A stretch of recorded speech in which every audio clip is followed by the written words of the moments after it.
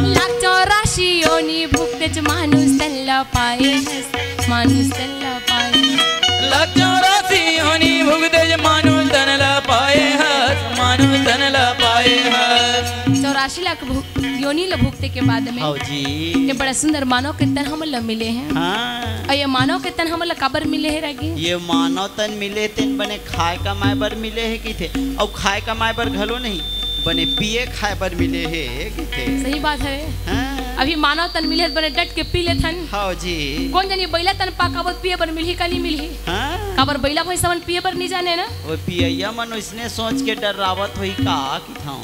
अरे बैला भैंसा होकर के जानवर होकर के पीना नहीं जाने। हाँ जी। आदमी मन सोचत हुई बैला भैंसा तन पाकाबोन। हाँ। तो हमला कहाँ पियल मिली? नहीं लेकिन अभी हमन सांझ का ने तरिया डहान गिरे हैं ना तो एक ठो बैला पी डरे रही तैसे लागथे मोला गा। वो सब गलत कर्म आजकल इंसान मन करत जाते हैं। तो कैसे वो वो बैला भैंसा मन पिए बर नहीं जाने रहेगी। तो लड़भी कैसे रेंगत रही सो है?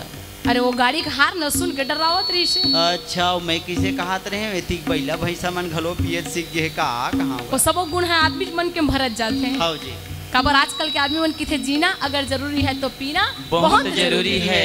सही बात है ना? हां जी। और दरभा मन की संख्या एकदम बढ़त जाते हैं। भैया मार के सिटी रोक दारू पियैया मन तो हमारे देश के आर्थिक स्थिति बना के रखे है किथे। अपन खुद की स्थिति कितना खराब होते नहीं देखा दुनिया वाले। अरे भैया अगर खुद की स्थिति है संभले नहीं तेन देश की स्थिति का बनाई हो है। जबकि मानव तन पा करके जितना हो सके आदमी ने अच्छा कर्म करना चाहिए। हाँ जी। और मालिक को परमात्मा कहते भी मैंने मानुष जन्म तुमको हीरा दिया, तूने वृथा गंवाया तो मैं क्या करूं? अतका सुंदर तल पा करके ते अच्छा कर्म नहीं करे।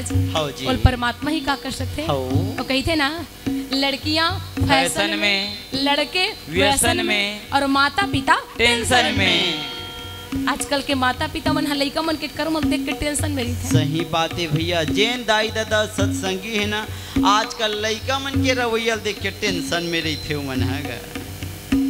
लाचौराशी योनि भुगतेज मानुष तल्ला पाए, मानुष तल्ला पाए। लाचौराशी योनि भुगतेज मानुष तल्ला पाए हस, मानुष तल्ला पाए हस। मानुष तल्ला पाके संगे माया मा भुलाए, माया मा भुलाए।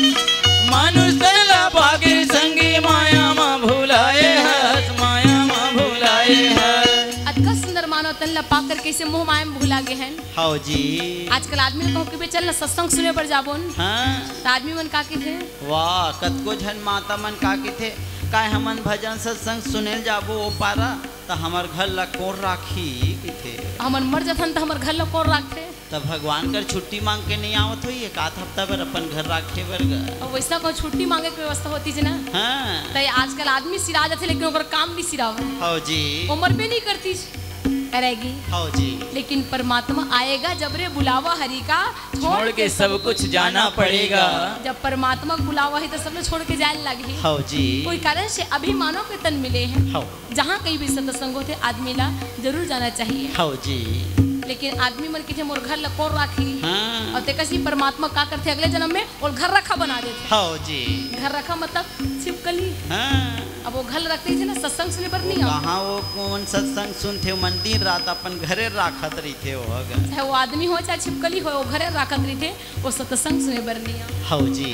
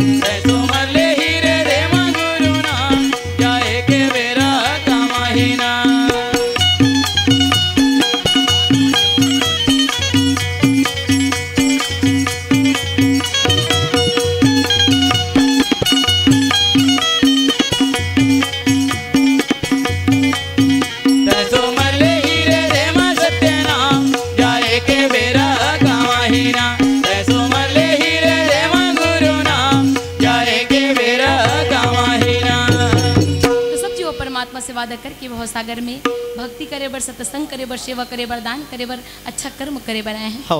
अगर आपको हमारा ये वीडियो पसंद आया हो तो लाइक कमेंट और सब्सक्राइब ज़रूर कीजिए।